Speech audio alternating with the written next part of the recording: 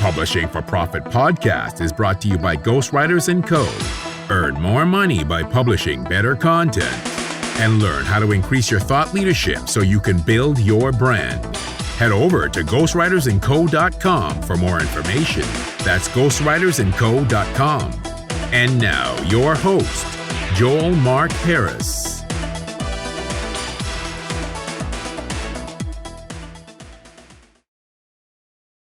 Hello and welcome to the Publishing for Profit podcast. This is your host, Joel Mark Harris.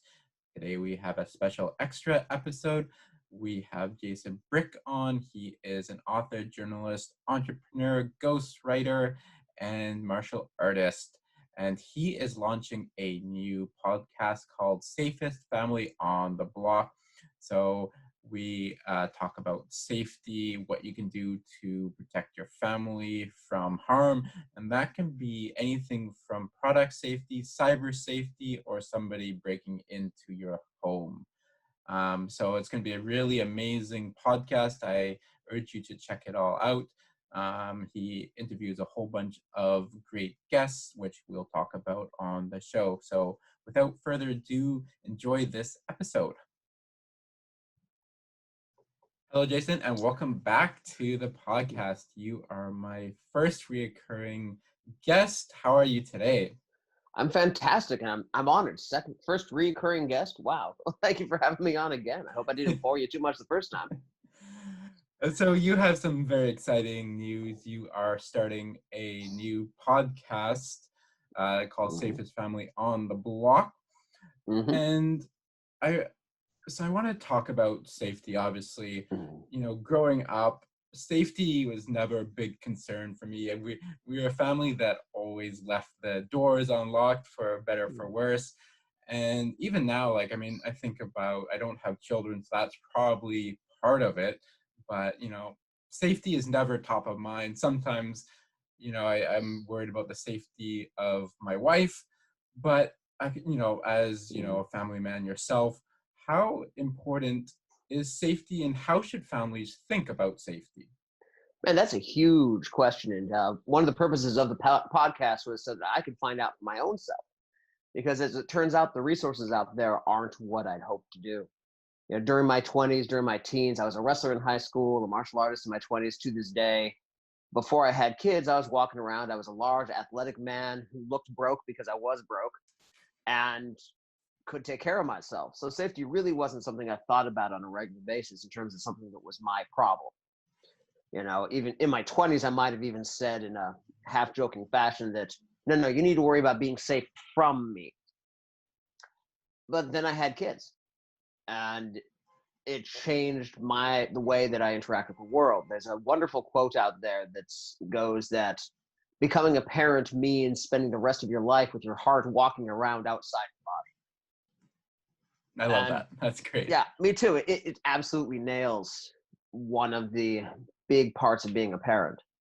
And then what I also discovered in that time was that much of my martial arts training was great for keeping me safe, but would be actively harmful for a small human being nearby me when it was happening.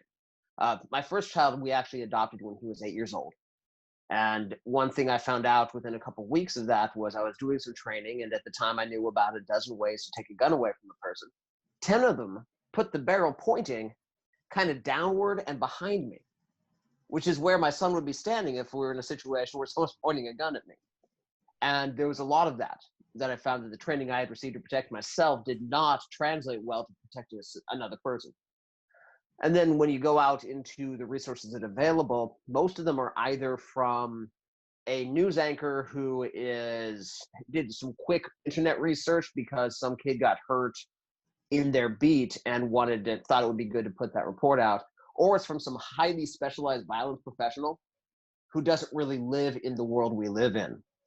And we'll talk about things that a normal parent wouldn't be willing to do, wouldn't be able to do, or has an assessment of threat that's just well beyond real life in the suburbs. And so, you know, they say if you can't find the book you want to read, it's on you to go ahead and write it.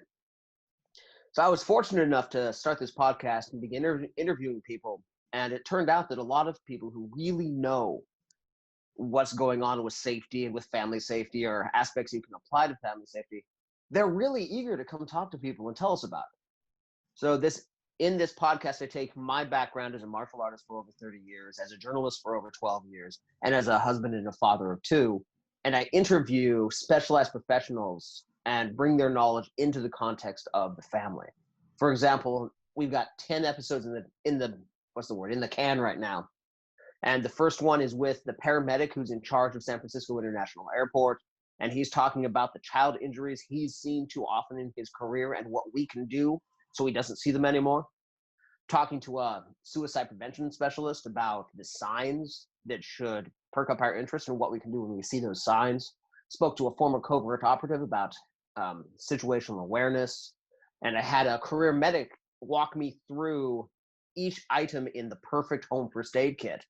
And like, okay, what's this? What do we use this for? How do people usually mess up using this? And those kinds of things, those kinds of conversations with people who know a whole lot, but maybe didn't talk about it or think about it in the context of protecting a family rather than protecting a bodyguard client or protecting yourself in the battlefield or the nitty gritty of a daily life in a first responder. Can you tell me a little bit about the genesis of this podcast and why this form? Obviously, this is something you've been planning a while. You know, you're a man of many talents. You can spend your energy in so many different ways. So why did you choose this? And how did you first come up with this idea? That one started with that experience I had with adopting my son. And shortly thereafter, I took my entire family to Malaysia to live for a year because I wanted my kids to spend a year abroad. I had the chance to do that when I was in my 20s, and it was such a fundamentally and important life-changing experience for me that I wanted my kid to have that. And so I became very aware of travel safety in particular. And none of my martial arts training really applied in a real way to keeping your family safe, but I knew a couple of bodyguards, and I started talking to them because, those guys know about travel safety. Those guys know about keeping another person safe when you're in some kind of combat situation. So my first book idea was going to be called Precious Cargo, and it was specifically applying bodyguard doctrine to family travel safety. And it walked you through basically how a bodyguard team will do advanced work on a hotel or an area before they even show up, how to walk in certain formations, how to move with somebody you're protecting. And I got some good feedback from that, but every single agent I spoke to said, this is way too specialized. You're not going to sell this as your first book. The potential audience is simply too small.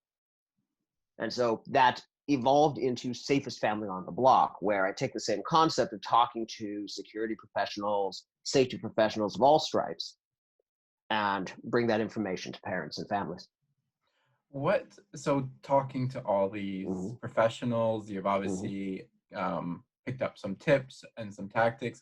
What are some things families should be aware of that they may not even have on their radar?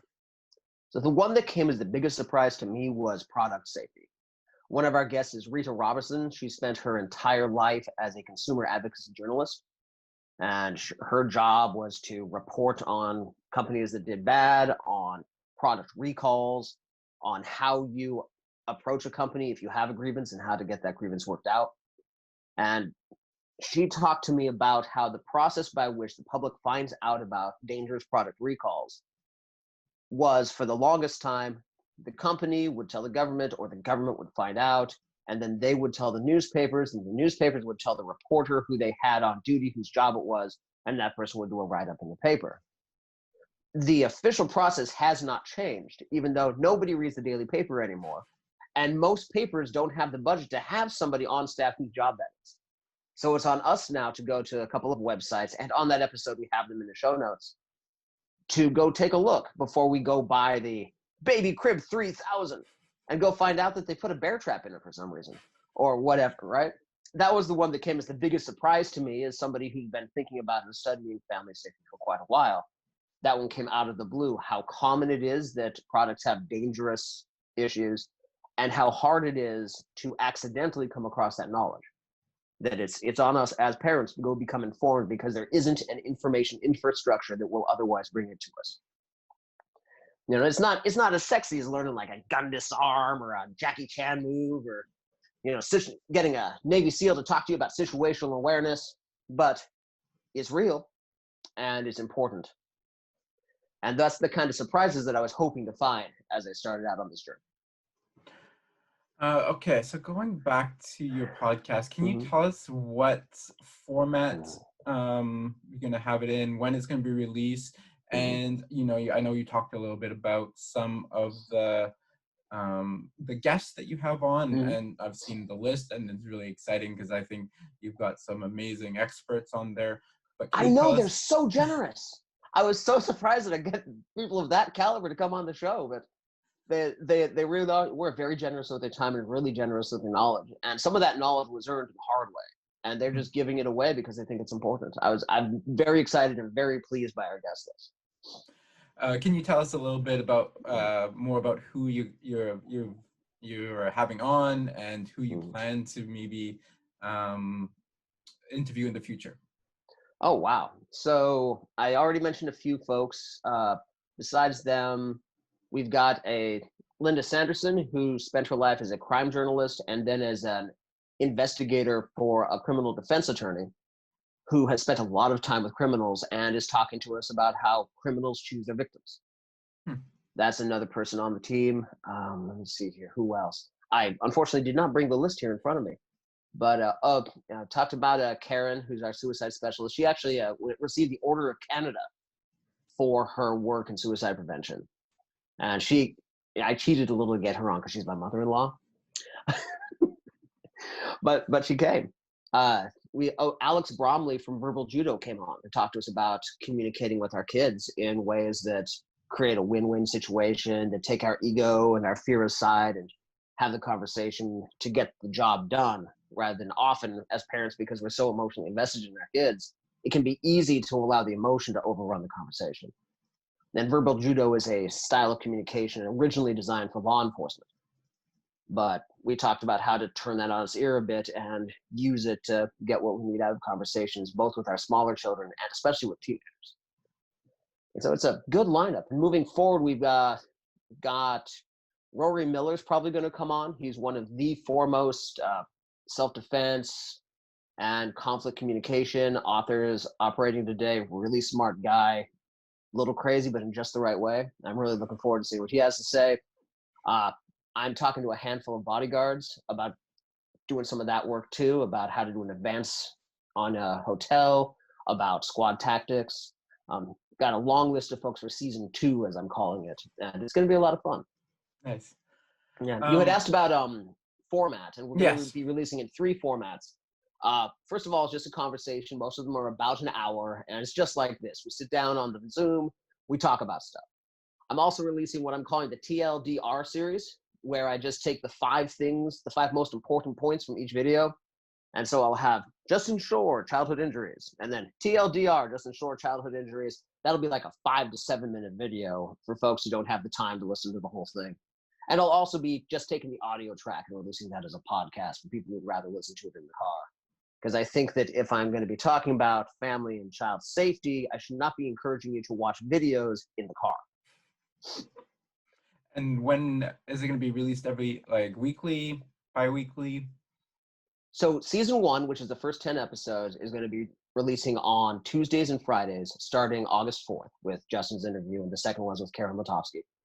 And then after we've released the first season, we'll be going to weekly episodes. I wanted to front load things so people have plenty of stuff to watch just right out the gate. And then we'll go to a more weekly release, probably sticking to Tuesdays, but I'll take a look at the analytics before I make a final decision on that. Awesome. So what are some of the takeaways that parents especially can use, that you've learned, that you can pass on?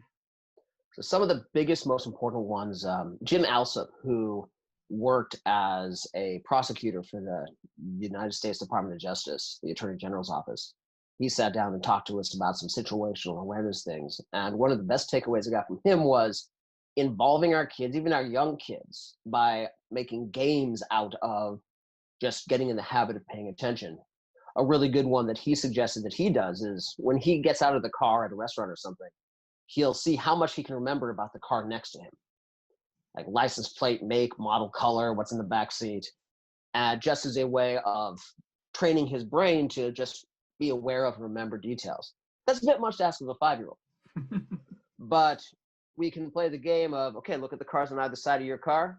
When we come back, are the same cars there? And that builds that muscle of paying attention and remembering. And for a busy family, if you leave and you note the 2 cars and you come back and you notice that there's an idling panel van to the left where it wasn't before, that trips that, your internal radar, and you start thinking, in a way that you might not have if you weren't in the habit of paying attention. That was a really good one. So you mentioned suicide a while back, and that episode, I think that's they're all super important topics, but I have a feeling that, that is probably one that is the most difficult to deal with as a parent. And I could not imagine. Is there something that you can, maybe if you could talk a little bit about what you learned in that episode, and how parents can look for signs, maybe, or anything else that would be helpful? Absolutely. And it's one of the most important things to remember about suicide is you've got 2 kind of different large categories of suicide. And there's the suicide because of something going on in life where the child is sad or afraid and doesn't see a way out.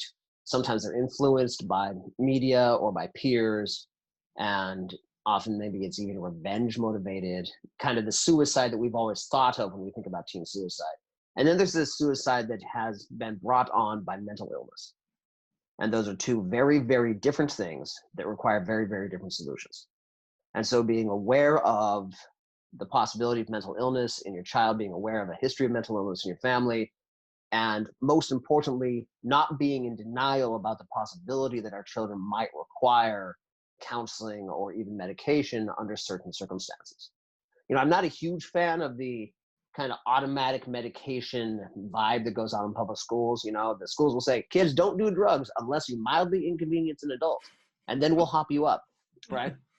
But there are also cases where asking somebody who's clinically depressed to just buck up and deal is like asking somebody with a broken leg to walk a marathon.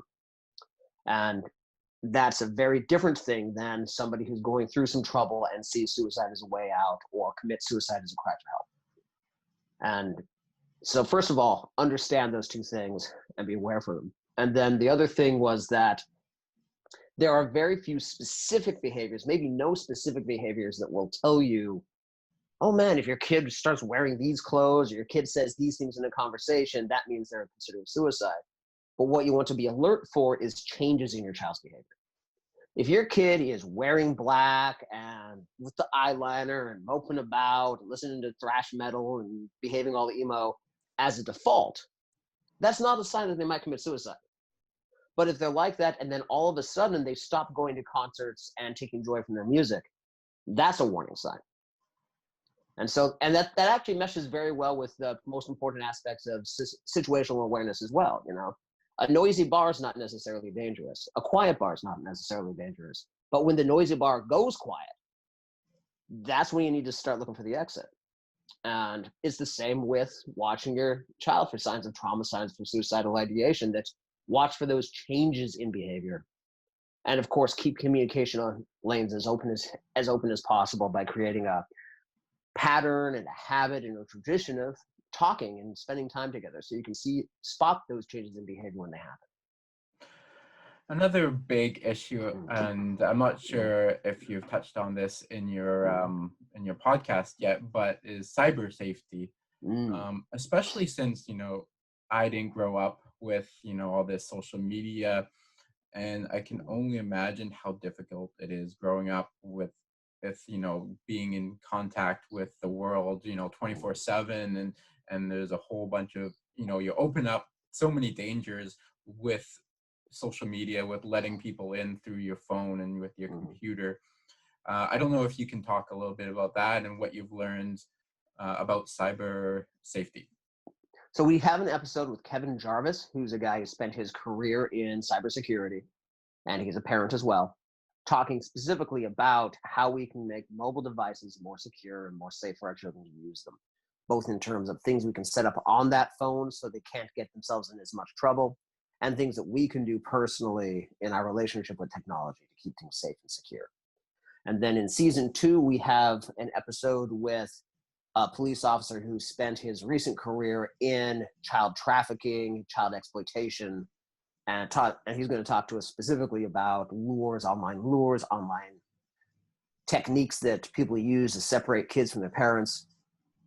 And so we're going to have a lot of information about that coming out in the next couple seasons, because just like you, man, it's a weird thing because we did not grow up. We do not speak that language as a native, and our kids do. And we should count on our teenagers doing it better than us. And so what do? We can't outsmart them on the web because it would be like taking my 2 years of college Spanish and going and trying to win bar trivia in a pub in Mexico City. It's just not going to work. And Kevin has some very good suggestions for that. Most of them are very technical. Well, you go to this link and you download this app, or you do these specific things on Facebook, etc. But yeah, that episode's got some really good information, and I'm really looking forward to my conversation with Alex about the childhood online lures and what we can do there as well. Nice. And so you're turning this podcast into a book. That's the notion. That's the notion. Can you tell us a little bit about that plan and and what you are going to do with your book? So right now I'm kind of still working on some aspects of the strategy, because my hope is to actually do the traditional publishing deal on those books. However, I also want to monetize this program less than 3 years from now. And as you know from being an experience in the publishing industry, the timeline from idea to publication in traditional publishing is quite long. So the book, Safest Family on the Block, is going to be the first of 3 books, and it's Safest Family on the Block, 100 things you can do today to make your family safe kind of things. And it'll be everything from installing some of those apps that we talked about, to knowing these signs for suicidal ideation, to getting a schedule to replacing the batteries in your smoke detector. And this is actually something that my family does. Every year, we also replace our fire extinguisher. We don't buy the $200 rechargeable fire extinguisher. We buy the $25 Home Depot disposable fire extinguisher.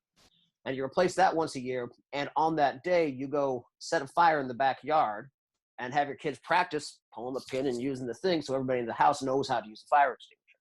So it'll be 101 things like that, or 100 things like that. The second book is Safest Family on the Town, which then takes the same concept, only applies it to driving safety at school, dealing with stalkers, situational awareness at the mall, things like that. And then the third book will be Safest Family in the World, and apply to foreign travel, wide, broad travel safety, kind of the first book concept I had, only at a more appropriate time in the journey of this whole brand. Now, between now and then, I'm going to be releasing a few other smaller books.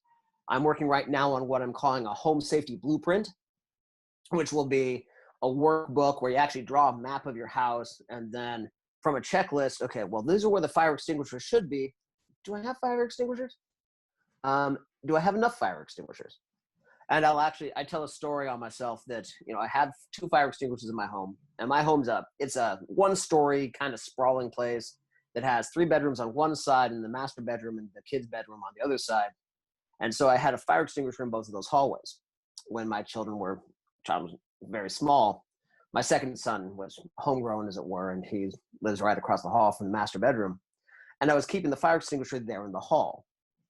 And then it occurred to me one day, well, if the fire's in the hall, I can't reach my kid or the fire extinguisher. So now the fire extinguisher lives inside the master bedroom, right? And so this blueprint is designed to help parents not make that mistake by giving you'll have a map of your house that you draw in, and then you can place the fire extinguishers, take a look at the points of entry, take a look at the perimeter of the house. One of the other episodes was with John Riddle, he was Black Belt's Instructor of the Year for 2012. He was an officer in Florida who served more than 1,000 warrants as the lead of a SWAT team. So if there's anybody in the world who knows how to stop someone from kicking in a door, it's a guy who's kicked in 1,000 doors. And so he had all kinds of really good advice about how to make your house a harder target. And so applying some of those advice, something as simple as the screws that hold your door lock in place in the jamb are like a half an inch. So you take those out and you put in a good 4-inch carpentry screw. And the door, it won't stop somebody from kicking in the door really, but what it will do is it will take a lot longer to make a whole lot more noise. And it'll give you the warning you need to execute whatever your home escape plan is. And the blueprint will also have a place to draw out your home escape plans. You know, you look at elementary schools, high schools, a lot of large corporate buildings, they have a manual this thick of emergency procedures, one for earthquakes, one for tornadoes, one for, right? No one's going to memorize that, least of all a 4-year-old in your house. So in your house, you have 2 plans. You have bug out and you have bug in, right? And you decide, in our household, if somebody kicks in the door, our plan for that, despite my own combat experience, is identical to our fire plan. Everybody get the hell out, meet next door, call the authorities. If you have a different plan, maybe because you don't have a 1-story house, and so there's a 2nd story that's harder to escape from. Maybe if somebody comes in, you have a different plan that involves the kids going to a safer room and the adult taking a firearm to a choke point on the staircase or whatever. But this blueprint will allow you to set that plan and make a decision and then communicate that to your family. So that's one of the books I'll be releasing soon. The other one is going to be a book of games you can play with your kids to get them on team safety in a way that's fun, in a way that doesn't scare them, in a way that empowers them and gives them ideas. And also, the study's been coming out that anything you learn in play, you learn about twice as fast and retain 10 times as long as something you learn in a more academic environment. So those are the 2 shorter books that'll be coming out in the near future while I work through the timeline of traditional publishing. I think that's awesome because like a lot of those techniques that you just described, they are super simple to execute, right? Like I'm thinking about where my fire extinguisher is now and where it should be. And so I want to talk about a recent video that you released.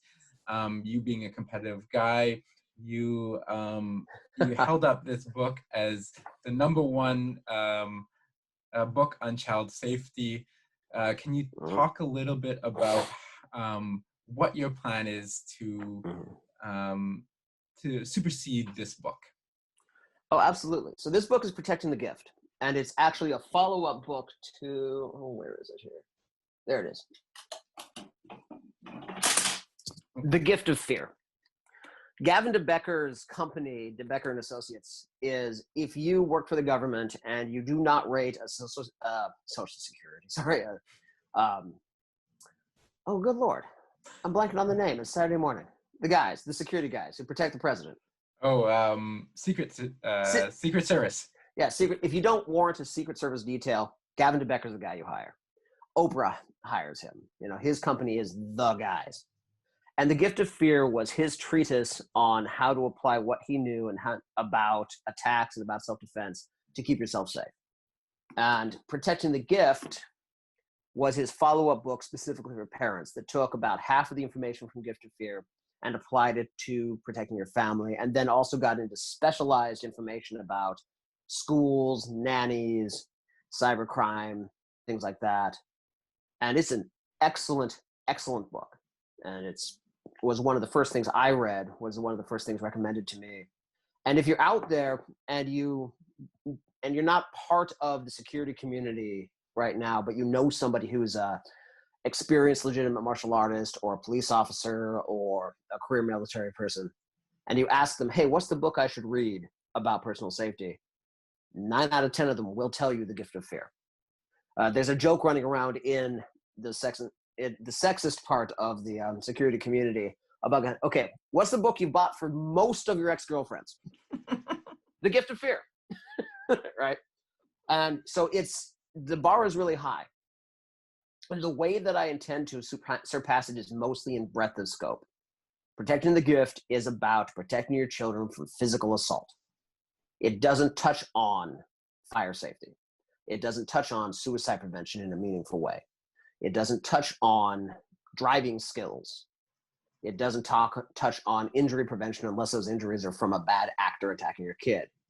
So I want to expand the concept of that book. And man, I really hope to get Gavin DeBecker on the show at some point. So Mr. DeBecker, if you're listening, it's all in good fun about how I'm going to take you down. And I would love to have you on the show. But so those are the ways that I hope to surpass that book. Another piece of it is that Mr. DeBecker has it's not necessarily an unjustified view, but a very narrow view on gun ownership.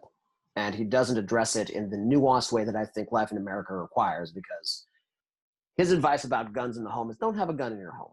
And although that is a very reasonable decision for a lot of families, if you do have a gun in your home, I would like to be able to give you the best advice that I've been able to find on how to keep that gun in a safe way and how to deploy it effectively in your home.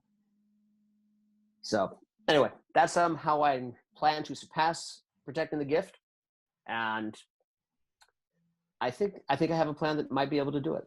But I'll need the help of folks like you and folks like your viewers to get involved, ask the right questions, tell me where I'm wrong, tell me what I've missed, so I can go on the next episode and answer those questions too. Awesome. Well, thank you, Jason, for being on the show. I appreciate your time. Can you just Joel, thank you so us- much for having me, man. Hey, anytime. Can you remind us when the episodes are going to go live, where people can find you?